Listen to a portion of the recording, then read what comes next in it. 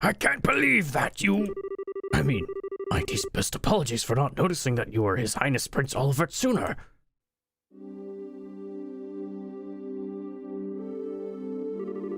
Oh, I'm not surprised you never realized. I may be a prince, but my mother was a commoner. What point is there in bothering to remember my face? It's not as though I often showed myself in the palace or attended high society gatherings. Knowing me certainly isn't going to help you in moving up the ranks, my friend. There's no need to be so humble, Your Highness.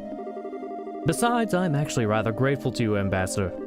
You gave me all kinds of useful advice during my stay here at the embassy that I'm sure will be my benefit in the future. Well-meant words such as, act like a man of the Empire for once in your life, and stop idling here, go home, and try doing some damned work. Your Highness, Your Highness, I think you've tormented him enough for one day. The ambassador behaved in the same way any other sane man would be in his position. If anything, I'd say he has every right to be angry at us for keeping the truth from him for so long. I suppose you're right. I'll spare him any more teasing for now. I actually wasn't joking about being grateful to you, though. You truly have done admirable work over the past month. I have? Acting as a pipeline with the Empire, checking the safety of the Erebonians residing in Liberal, helping the international liner service to resume. And those were only the tip of the iceberg. You've done so much more. You have my deepest thanks as a prince of the Empire. I am not worthy of such praise, Your Highness. You, however, deserve the utmost for braving the danger you did flying up to the Liberarch. All of what happened seems to have caused quite the commotion in our homeland. So the people seem to be rather relieved now that they know the danger has passed. It's all thanks to your courage that they are able to rest easy. Oh, there's no point in flattering me, Ambassador. I just did what I could, nothing more, nothing less. And I couldn't have done anything alone. All I was able to accomplish was thanks to the help of those around me. I'm fairly removed from the stereotype of Erebonians as stern, strong, and self-sufficient, if I do say so myself. As rude as it may be to agree, perhaps you're correct. And yet I believe your willingness to be flexible most definitely helped rather than hindered you here. I believe people like you are exactly what the Empire is going to need in the future, regardless of how I may feel about His Excellency, the Chancellor's approach. Ambassador. Well, this is a surprise. I was under the impression that you supported the Chancellor. Then again, you are a noble. Does that lead you to oppose his reformist policies, perhaps? I may be a noble on paper, but I'm only a baron. All in all, I generally fall in favor of his reformist policies. Be that as it may, while this may just be the result of being a liberal for so long and being influenced by the people, I do sometimes find myself becoming frightened of his hardline approach. I can't help but wonder exactly what direction he's taking our nation. Interesting. Your Highness? Oh, I was just thinking that I'm quite glad to have taken the chance to engage in such fruitful talk with you just before departing the country. I pray you will continue doing all you can to ensure the peace of Liberal and its surrounding nations while I'm gone. Preferably in cooperation with Ambassador Cochrane. Yes, let's not forget her, I suppose. Still, it's true that since the non-aggression pact was signed, there's been some progress with regards to the crossbelt problem. And given that it was Liberal who proposed said pact, that makes my role in future negotiations very important indeed. I presume that is what you're trying to say. Ha ha ha! You are a sharp one, my good man. Excellent. Now, I can return to the capital with my mind at ease. Leave everything here to me, Your Highness. I'll be looking forward to hearing what you achieve back in our homeland.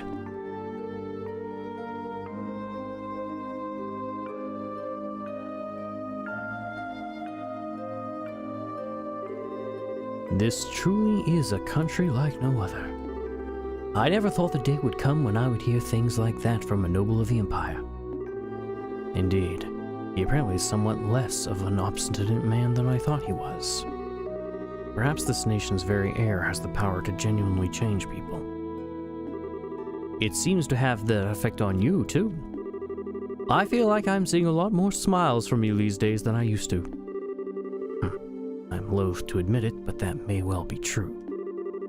I still find myself wishing that you'd learn some Liberalian dignity and sense of restraint, however. Two qualities you don't particularly possess in any measure. In fact, you have far too much of their opposites. You say that, but these qualities are the only weapon I have. I don't have much that will allow me to compete against the Chancellor. I need to use what little happens to be tucked in my corner as best as I can. Have there been any changes to our plans? None. We should be able to proceed as arranged. 3 days ago, the Chancellor left the capital on a tour of the eastern Erebonia. Tomorrow, you'll be returning here aboard the Arsail while he's out in the east. All those who need to be made aware of our return have been given proper notice. Your arrival in Erebonia will be a real impact, of that I am certain. What potential obstructions to the plan are there at present? Nothing major. There have been some movements in the Intelligence Division's 4th subdivision, but not much. There's a chance that everyone is being cautious because the Arsail is involved. But I'd put greater odds on the idea that everyone is just treating this as a pompous performance by you and not taking it seriously. Well, they'd be right to. It is. I've no choice but to start here, even if this means I have to use liberal. And if I'm going to put on a show, why not put on the finest one the skies have ever seen? I suppose I can't argue that.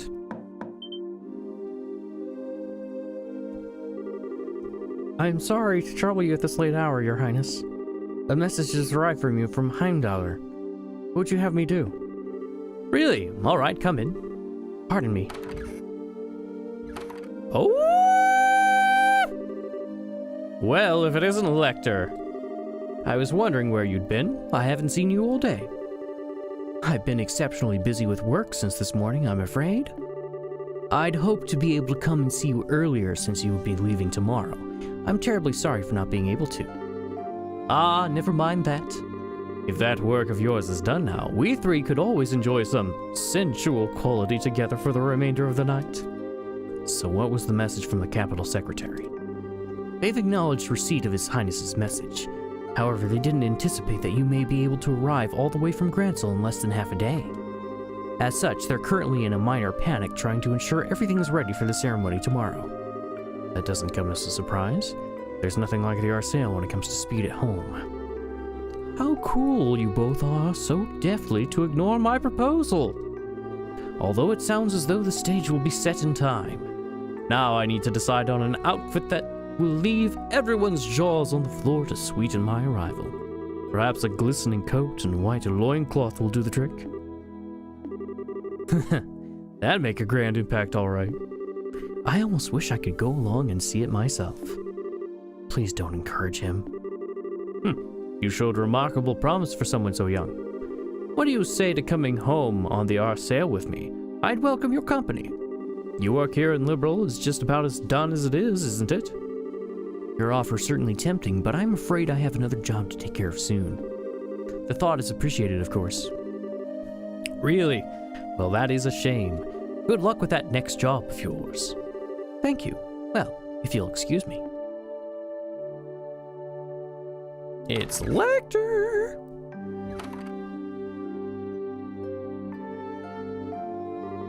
So, that's Second Secretary Lecter.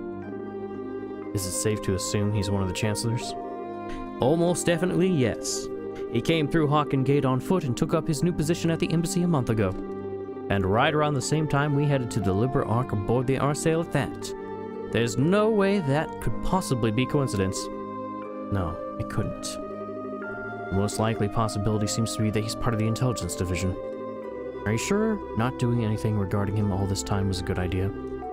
Oh, absolutely. We needed some way to find out what the Chancellor was up to after all. We'll probably get some kind of reaction from the Chancellor through his reports at some point. Probably in about 2 weeks when the Chancellor's tour is finished. You'd planned that far along, had you? Well, in that case, I'll be sure that we're ready. I'll be counting on you, love. Oh? Something the matter? Not really, it's just that the moon has come out. And what a beautiful full moon it is.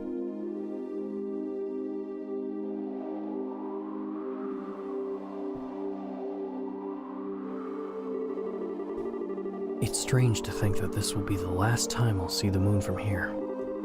Truth be told, I'm going to miss it. Well, well, it looks like putting a smile on your face a little more often isn't the only thing Liberal's done for you.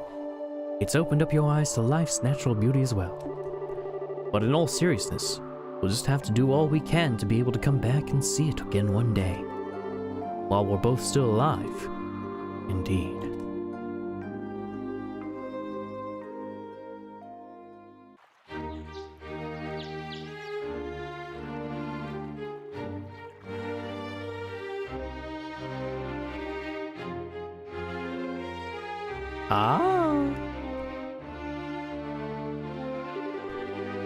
Your Majesty, Your Highness, I humbly thank you both for your generous hospitality during my stay in your fine kingdom.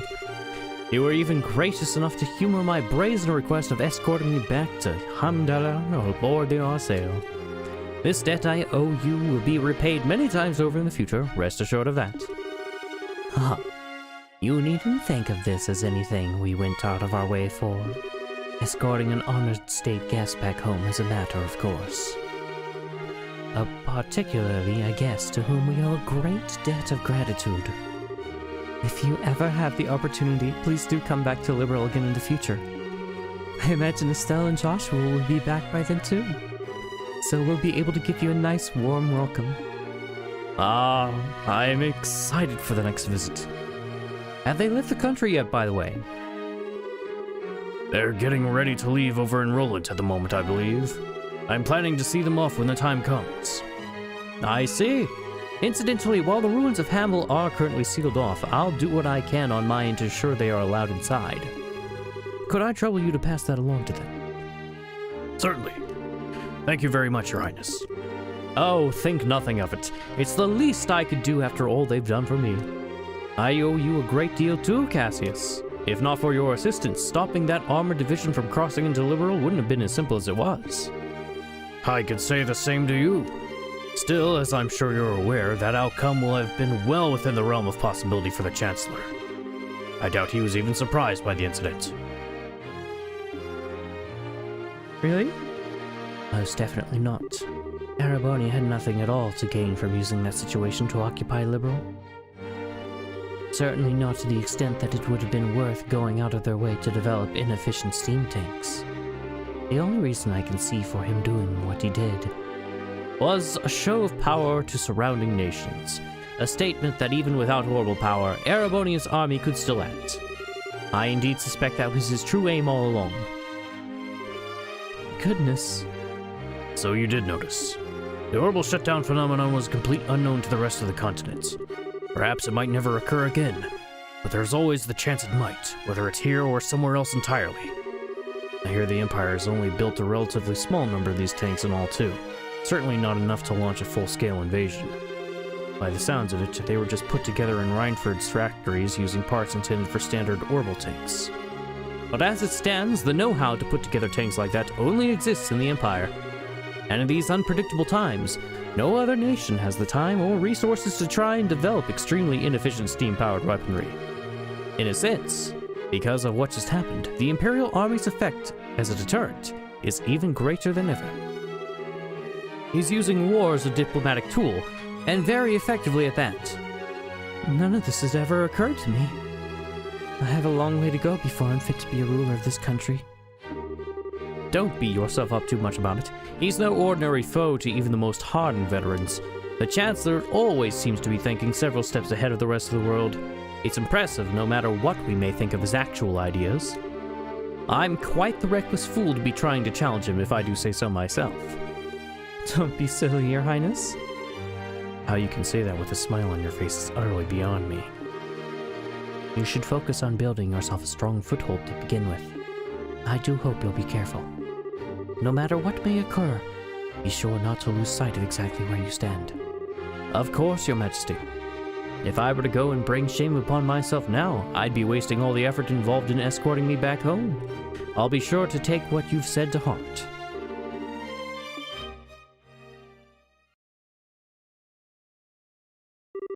Hilda? Whatever's the matter?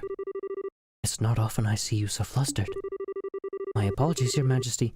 It's just that a guest for you has arrived all of a sudden at the castle. Ordinarily, I would not have rushed in while you were meeting with others, but the visitor's so irregular, I thought you should know at once. Irregular? How so? It sounds like it's about time I take my leave then. Actually, the visitor said he'd like to greet with you as well, and not just Her Majesty. What? Hilda, just who is this visitor? Well, he introduced himself as Chancellor Gileath Osborne of the Erebonian Empire. Uh-oh.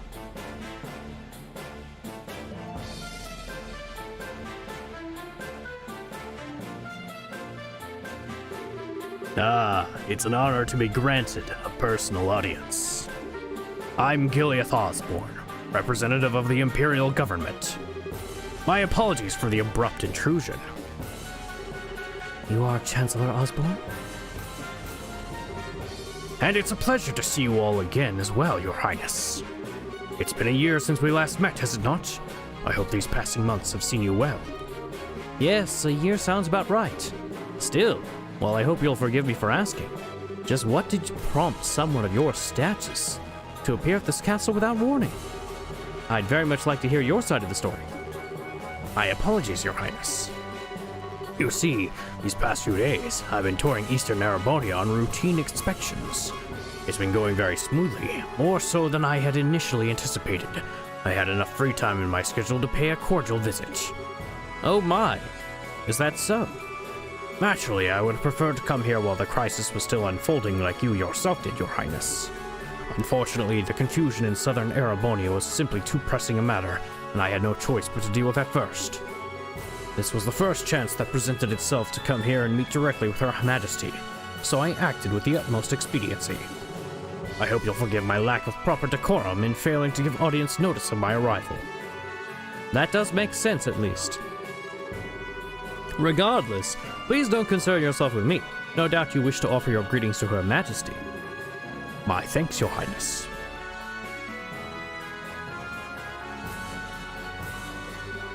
Well then, allow me to extend my most heartfelt greetings to both of you, Queen Alicia and Princess Claudia. It's abundantly clear that the crisis that unfolded here has been quite the ordeal for yourselves and for your nation's people. You have my deepest sympathies for the hardships you have endured, as well as my commendation for bringing the situation under control. I thank you for your kind words, Your Excellency. If anything, we should be apologizing to you for the fact that the southern side of your nation was caught up in what should have been our problem. We should be the ones going to you, rather than having you trouble yourself coming all the way to Liberal. I beg you to accept our apologies together with my deepest thanks for coming here today. I would never ask for some apologies. I've heard what happened was the work of a shadowy organization stirring up trouble within your borders. While I meant well by sending a military force to aid you, I wouldn't have done anything so careless had I known the truth of the matter. My actions were rash, foolish even, and I was rightfully reprimanded by His Royal Imperial Majesty for them. Oh my. Fortunately, His Highness the Prince was able to act with all due haste to put right my missteps before even greater harm was done. I owe you a great debt of gratitude for that, Your Highness. And congratulations besides for your part in bringing an end to the crisis. Oh, I did nothing out of the ordinary. I had a lot of help from Her Majesty, Her Highness, and Brigadier General Bright here too. Bright, you say? It's a pleasure to meet you, Your Excellency. I'm Cassius Bright, a Brigadier General in the Liberalian Royal Army. The pleasure's all mine, I assure you. Your name is rather well known even in the Empire. Not as much as yours is known here in Liberal, I would imagine. It's an honor to be able to speak with you in person. It's certainly a surprise to be able to, though. Coming here on a whim can't have been easy for a man as busy as yourself. It sounds as though I may have underestimated just how capable you truly are. Not at all. I was greatly impressed to see the Royal Army's effectiveness in dealing with the tumult here. Your forces have proven powerful yet flexible, capable of dealing with emergencies ably and decisively.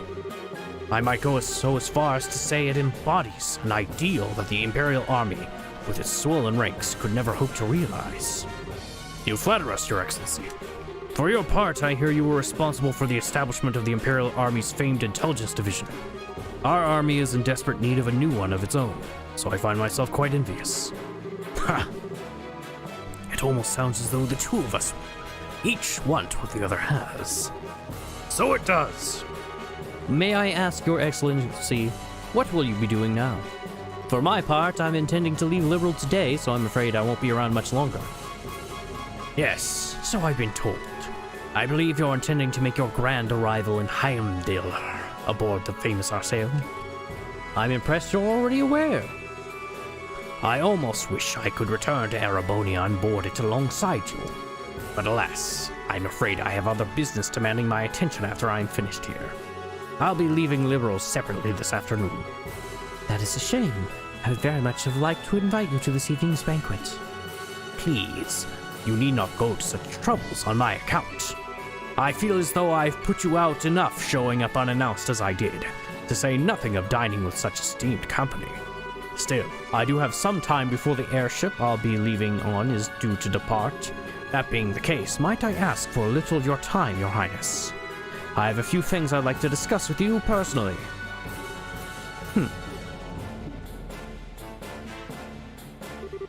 Very well. I have some matters I would actually like to discuss personally with you as well. What a fortuitous coincidence. Allow me to have a room arranged for the two of you to have your discussion then. Hilda, if you would. Certainly, Your Majesty.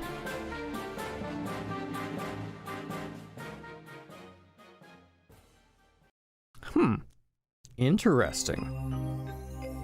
What's happening now?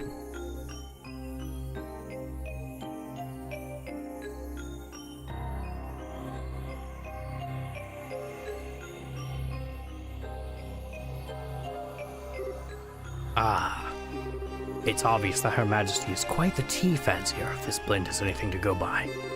The fragrance, the temperature, the taste, I'd be hard-pressed to find fault with any of it. I've always been more of a coffee man myself, but I have no doubt that I'd be content with a cup of this at my desk each morning. As much as I agree with you, I don't believe we're here to talk about beverages. So, shall we get right to the point?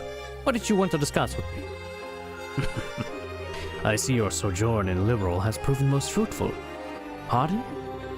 When we last spoke, you struck me as a bright, flexible young man.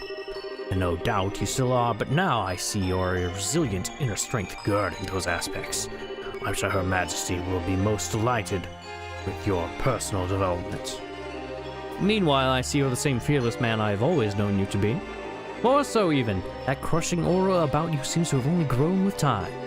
It's as if you feed on resentment of those who live in the territories you annex.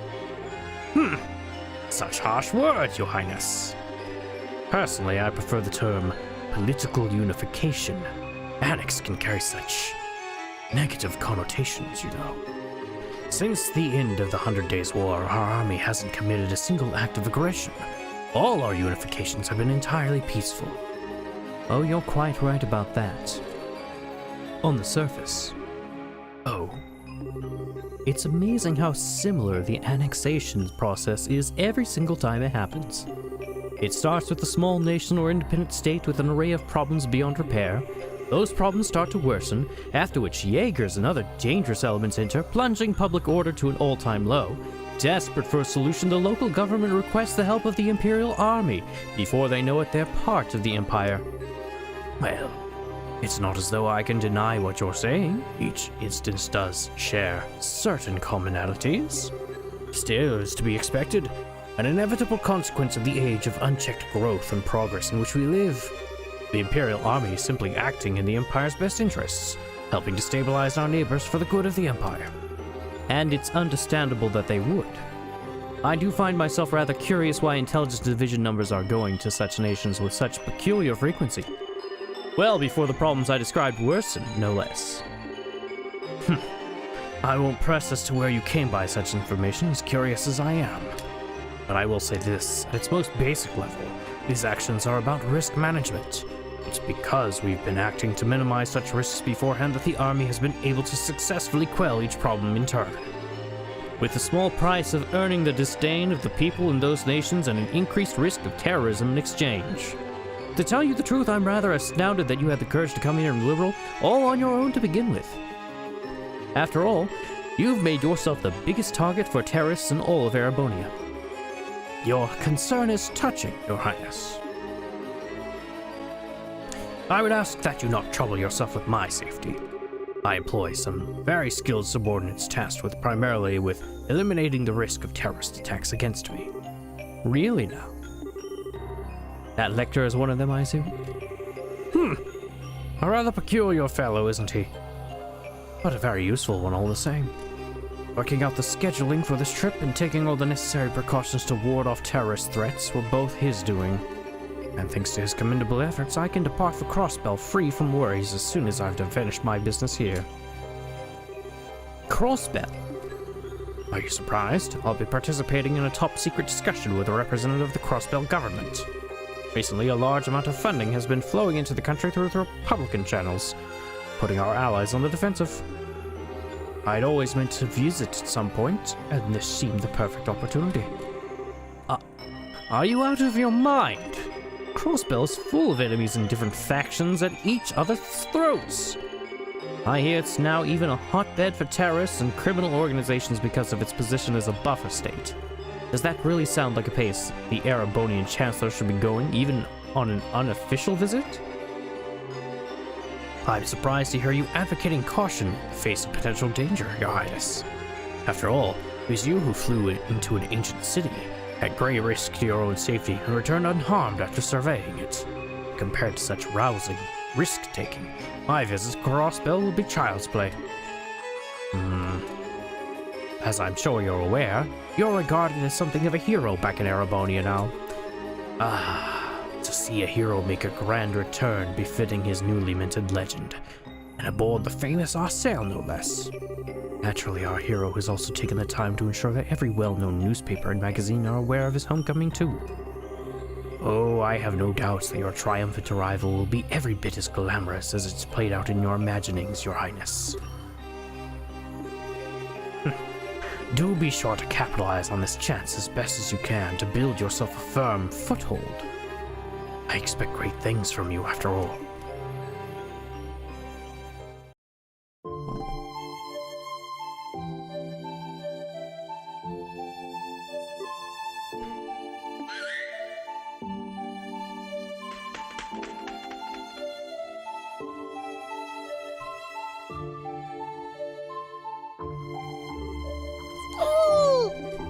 Hey, buddy. You haven't changed a bit, huh?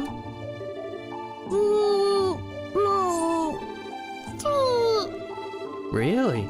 Sounds like a ton's happened, huh? But it's nice to see you and your master are doing all right. Lecter?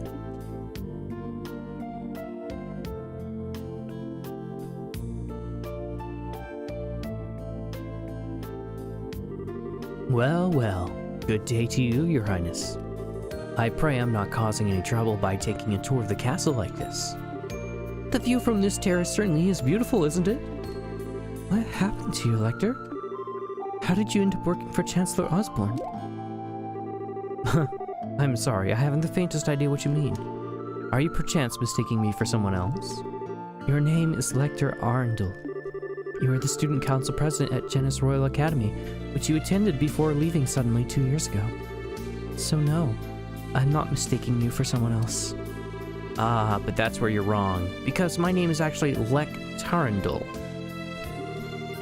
I can certainly see how our names are mixed up. However, they are scarily close. Still, now you know, please just call me Lek. Don't try and joke around with me, Lecter. Do you have any idea how worried all of us were when you just disappeared without a word? You submitted your notice to leave the academy and then was never seen again. Even the otherwise calm Leo let out a cry of anger when he found out. And all Lucy could do was give a sad smile and say this is just like him, the whole time with tears in her eyes. Jill and Hans were heartbroken and so was I. Yet after all that, after all this time you finally show yourself knowing full well that I'm here. And this is how you act? By pretending you're someone else?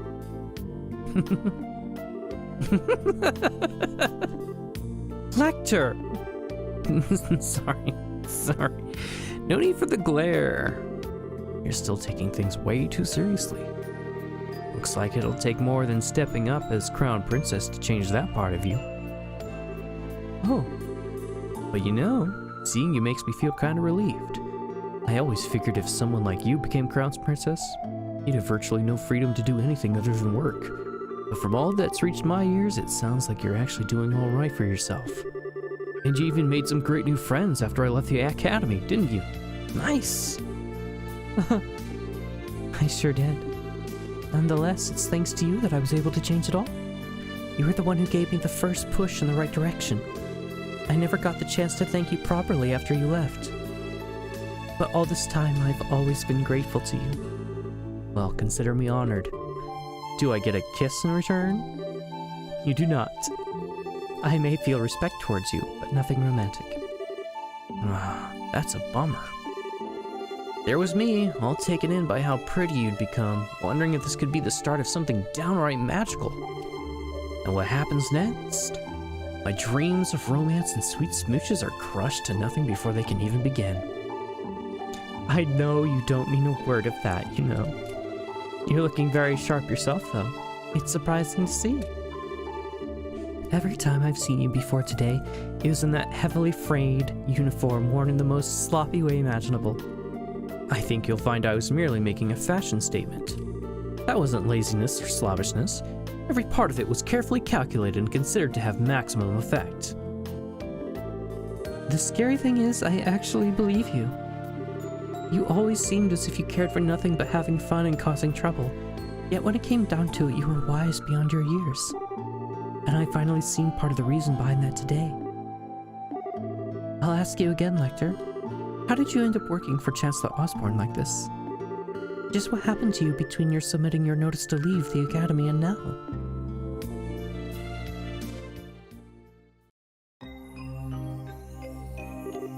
Do you know? I have to admit I never imagined that would be the case. On the contrary, I was expecting you to tell me to back off. Oh, Ideos forbid. What reason would I have to suggest such a thing? After all, at the end of the day, our positions are functionally the same. I'm not sure I understand. Do you not think so? Personally, I find it difficult to believe that you would not harbor some hatred towards Ereboni as it is today. A grand empire clinging to the glories of a bygone era, ruled by the nobility and shackled by meaningless conventions. Am I wrong? People call me the Blood and Iron Chancellor as though I hold the whole of Ereboni in the palm of my hand. But in reality, my position is far more tenuous. I have supporters and allies in the capital, certainly, but outside its walls, the nobility holds far more sway than any of them. And while it is true I hold a great amount of power in the form of the Imperial Army, even then I only truly command around 70% of it. The remainder is loyal to the nobility, who also maintain their own private armies. With those factored in, my advantage shrinks substantially. So you see, I'm still very much in the midst of a battle to truly exert control. Which is why you're building railways all over the country to expand your area of influence. And you've been annexing new territories to that same end. As I've long thought, you clearly understand me better than anyone else. That's why I'll say this once again. Work with me, Your Highness. With your support, our nation will be able to bring about real reform faster than ever. The noble faction, loaded with its centuries of decadence, can be stopped before they even have a chance to unify against us. Surely that's what you desire more than anything. Let me ask a simple question, Chancellor. What connection do you have with Ouroboros? I'm afraid I'm not quite sure what you're asking. I will say this, however. I'm a firm believer in using every resource at my disposal in the name of achieving reform. That's the way I believe in handling politics. I see. Well, it certainly does seem as though we would see eye to eye in many ways. And that's all the more reason why I'm afraid I must refuse your offer. Is that so? Yes, I find it difficult to like the rotten noble factions that exist in the Empire. Or perhaps you're right that hate is the more appropriate word. But my feelings of fear towards your methods are far greater than my feelings of hatred towards the nobles. What you seem to be doing is trying to compel Erebonians with a delusive utopia to whip them into an enthusiastic frenzy. No doubt by successfully convincing the people, the old guard will fall into a metaphorical firestorm created. And yet, by then, the gears will have already begun turning. There will be no satisfying a roused populace with a thirst for revolution. The storm will just keep growing larger and more ravenous, engulfing anything and everything in its wake. You know this, don't you, Chancellor? But of course. After all, that's what I intend to happen. It's the first stage of my reforms. I'd be more than happy to share further details with you if you were to decide to work with me, Your Highness.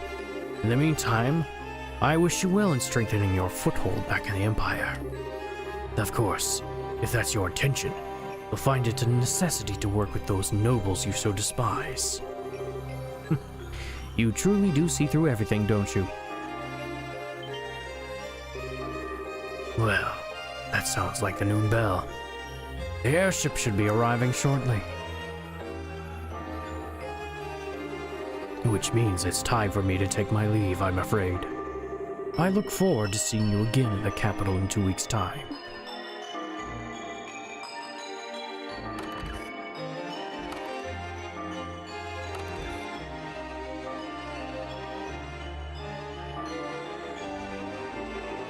I take it the discussion is over then. What's wrong? You look awfully tired. Oh, nothing. I'm just feeling awed anew at what a monster I decided to pick a fight with.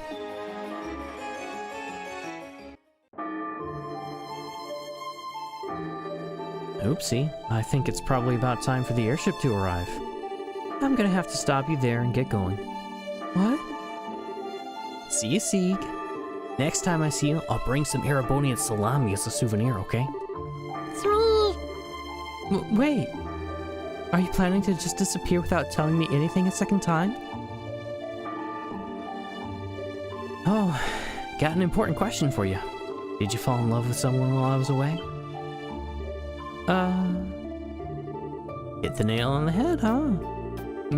That's cute. First love, right? How's that feel? Heart all aflutter 1 minute, into the world the next. Don't you dare start teasing me. But you're right, though. I did. He rejected me in this very spot not that long ago. Wait, you're joking, right? There's a coincidence I didn't see coming. I'm not so sure about that. It feels like you know everything sometimes. I'm not some kind of all-knowing, all-seeing divinity.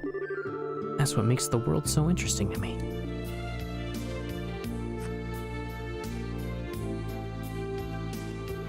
Oh? I'm happy for you, Chloe. Knowing the pain of lost love's what makes a girl blossom, in my humble opinion. Do you feel like the whole experience let you get a step closer to the person you want to be? Well, what about you? Do you feel you're getting closer to becoming the person that you want to be? By being at the Chancellor's side? Kinda hard to do that when I don't have a person I want to be to begin with. I'm just sticking with him because it feels like it'll be fun, that's all. I've been doing it since before I joined the academy, in fact. You have? The prince is proving surprisingly capable, but he still isn't a match for the Chancellor. Tell him to watch his back, alright? So that he doesn't get swallowed up by that monster after he gets tired of dancing.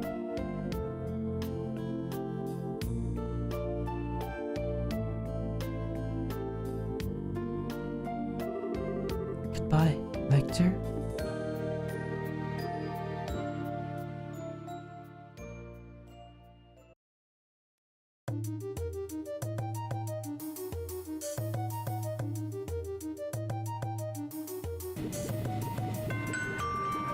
Thank you all for waiting.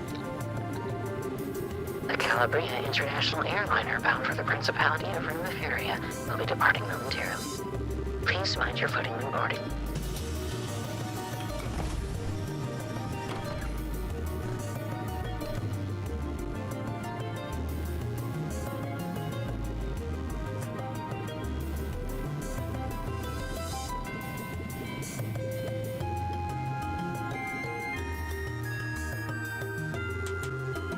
So, how's the Blood and Iron Chancellor? I can't believe he actually went out of his way to use a civilian airship when he probably has a private one of his own. I'd heard rumors about how out of the ordinary he is, but he lives up to all of them. Ah, he keeps me on my toes, to put it playfully enough. Him aside, though, thanks for coming all this way to see me off, Shara. I was lucky I just happened to have business here at the right time. It feels like this is going to be the last chance we get to see one another for a while after all. Rather unfortunate, as my dream is and always was to live away my days on the lap of luxury, surrounded by women as beautiful as you. Well, good luck with that. Changing the subject, though, who was the young man at the Chancellor's side? He didn't strike me as your ordinary guy. Oh, you could tell. But of course, I'd say I'm used to running into people who are out of the ordinary at this point. We've sure fought enough of them. His name is Lecter Arundel. His secretary was sent here by the Imperial government. Apparently, he was the one who planned all the details of the Chancellor's visit to Liberum. I can't pretend to know much regarding his background, but he's exceptionally skilled at what he does. Actually, I know a little. It's Lecter. He's back. But now he's gone. Unbelievable. Then, someone connected to the Chancellor had visited Liberal first. Then he's very likely to have his own veritable information network established here long before I even came up with the idea. I think it's safe for us to assume that's the case. Which also means that it's safe to assume he knows every detail about all that's happened here since. From the coup d'etat to the crisis regarding the Oriole, all of it. This man gets more unbelievable by the minute. He actually gave me a message to pass on to you earlier, too. Watch your back, so you didn't get swallowed up by that monster when you're tired of dancing. He sure knows how to sting where it hurts, doesn't he? I feel like I can see a whole new world of pleasure opening up before my eyes. He should know better. Getting outdone at every turn like this is really not my style. What do you mean? Captain Schwartz, I have a little favor I'd like to ask for when we're in the air.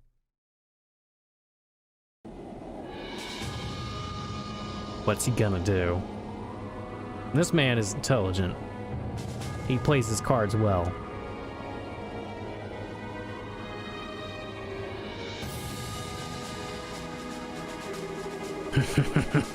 I'm rather impressed with how Prince Olivier is coming along.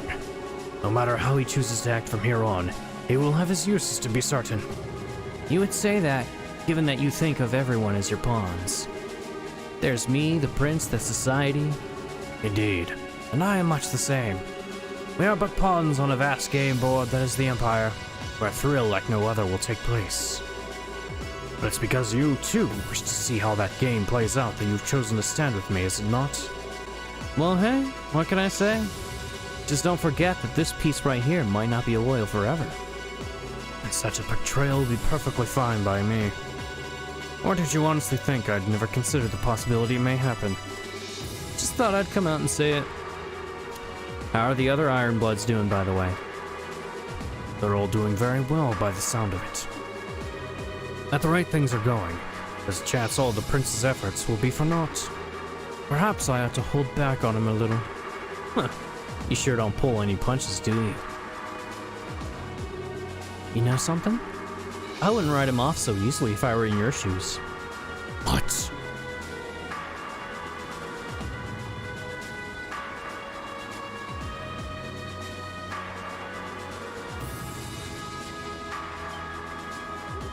What? Huh?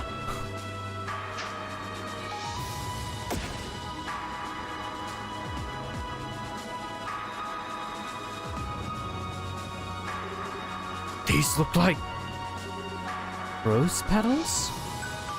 If you look out the window on the right-hand side of the airship, you will be able to see the famous high-speed cruiser, the Arsail. We've been informed that it's on its way to the Imperial capital with Prince Olivier of the Erebonian Empire on board. But he's also given us a message to relay to all the passengers on board today. I give thanks to Ideas for the good fortune to have been able to meet you today. May your journey be filled with beautiful roses and your blessings.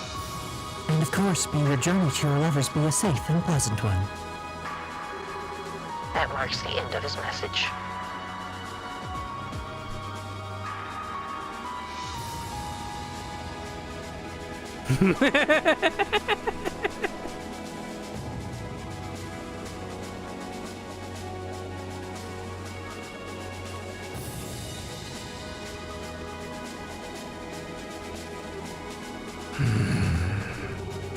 I never thought there was a bigger dumbass in this world than me. And yet here we are.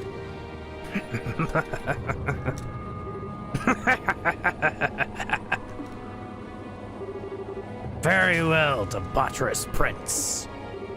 I look forward to seeing what you can do. Show me how long you can hold out against me.